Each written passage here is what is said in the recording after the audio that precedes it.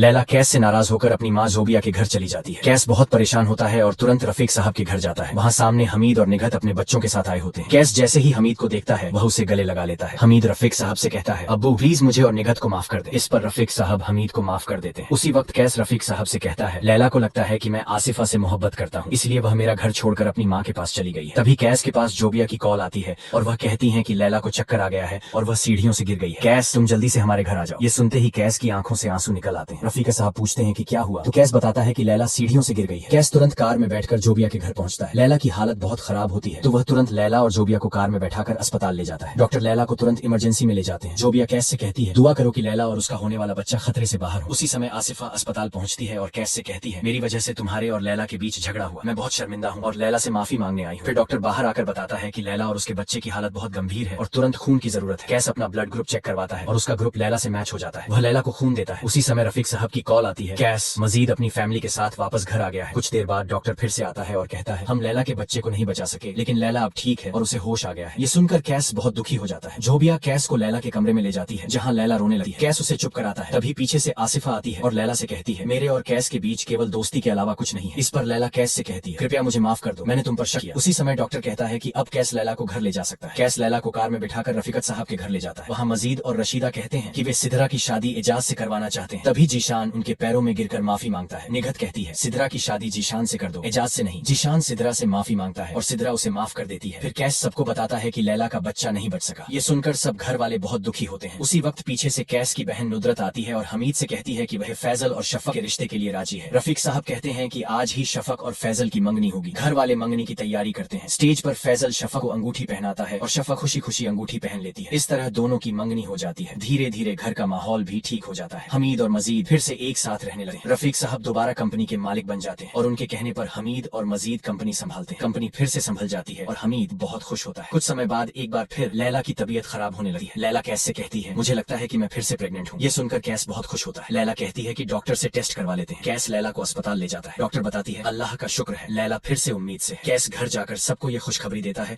और फिर लैला के कमरे में जाकर कहता है, लैला तुमने मुझे जिंदगी की सबसे बड़ी खुशी दी है। लैला मुस्कुराकर कहती है, कैस यह सब हमारी मोहब्बत के कारण मुमकिन हुआ है। और अगर आप जानना चाहते हैं कि लैला और कैस का बच्चा पैदा होगा या नहीं तो हमारे चैनल को लाइक, सब्सक्राइब और शेयर जरूर